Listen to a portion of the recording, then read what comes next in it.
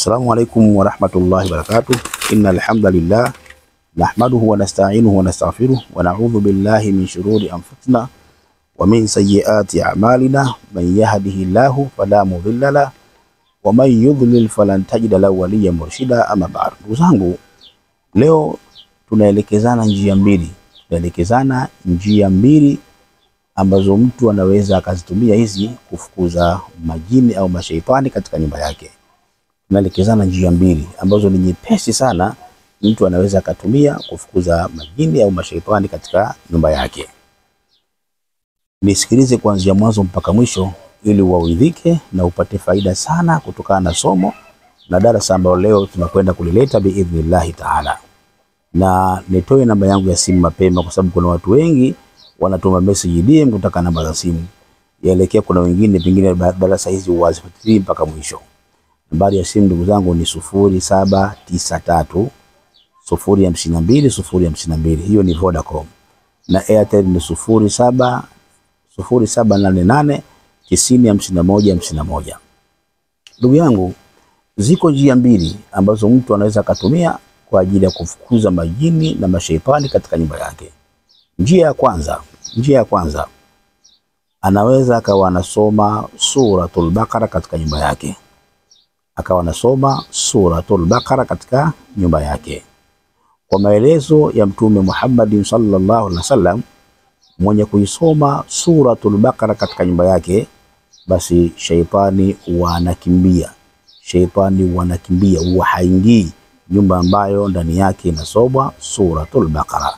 Kwa hiyo mtu akidumu na kuisoma sana suratul Baqara, basi shaitani haingii katika nyumba yako. Lakini njia hii pengine kwa watu wengi inaweza kuwa ngumu. Yaani mwingine akawa anashindwa kufanya mara kwa mara. Basi kama utashindwa kusoma mara kwa mara, pengine huwezi kusoma. Na hii ndio jamii kubwa ya watu wengi leo, kusoma Qur'ani hawawezi. Basi unaweza kutumia njia ya pili nyepesi. Sasa unaweza kumtafuta maalim akayasomea maji. Na imani zoezi hili unaweza ukalifanya labda kila mwezi mara moja. Unafanyaje? Unachukua maji aidha katika kidumu cha lita 5, alafu nenda kachukue na chumvi ya mawe. Hapo nisikilize kwa makini sana. Chukua maji masafi kabisa, yale kidumu cha lita 5. Kisha baada ya hapo nenda kachukue maji ya lita 5, maana kidumu cha lita 5 hutia na maji mle, alafu nenda kachukue na chumvi ya mawe. Ukishaipata, huyo maalim sasa ulomfuata au ustadhi, mwambie asomee sura hizi. Kwanza asome aya hii inasema falamma alqaw qala Musa ma jitum bisihri inna Allaha sayabtuluhu inna Allaha la yuslihu amala almufsidin. Hii ya kwanza atasomea hiyo. Alafu ya pili nasema waalqi ma fi yaminika waalqi fi yaminik talqaf ma sana'u innama sana'u kaidu sahil wala yuflih sahil haithu ata. Atasomea pia vile aya hiyo. Nyingine atasomea aya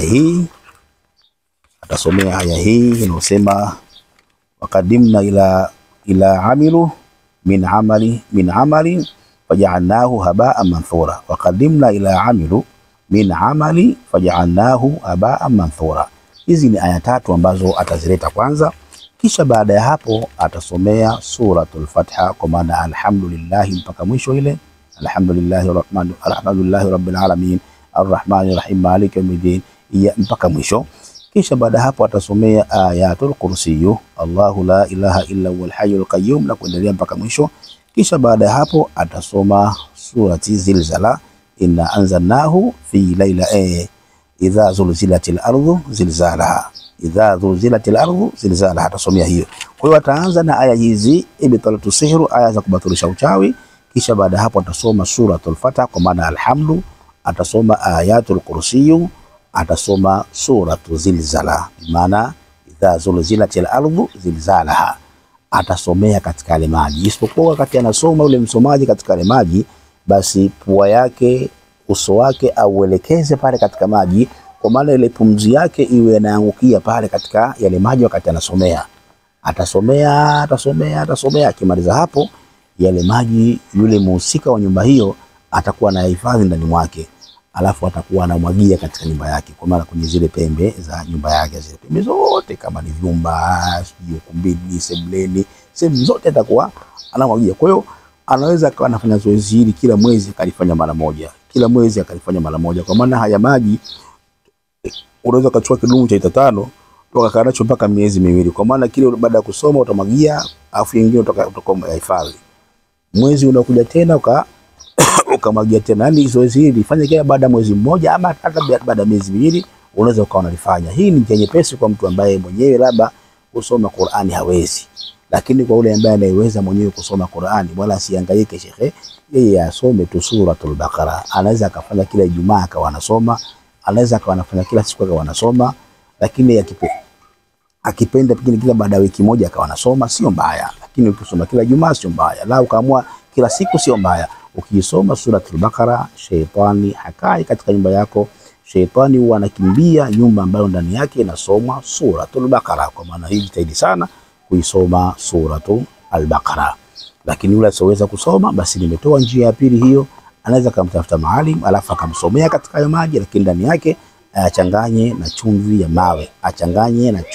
ya mawe, alafu baada hapo atakuwa anamwagia katika nyumba yake, katika zile pembe za nyumba yake atakuwa anamwagia. Anafukuza majini wabaya, anafukuza wadudu wabaya, anafukuza mashaitani wabaya, anafukuza kila kitu kibaya kutumia njia hiyo. Inshallah ndugu yangu katika imani, endelea kufuatilia channel yetu hii, kwa sababu kuna darasa nyingi tutazileta na mada mbalimbali. Inshallah utaweza kunufaika nazo. Wabillahi tawfik, wassalamu alaikum warahmatullahi wabarakatuh.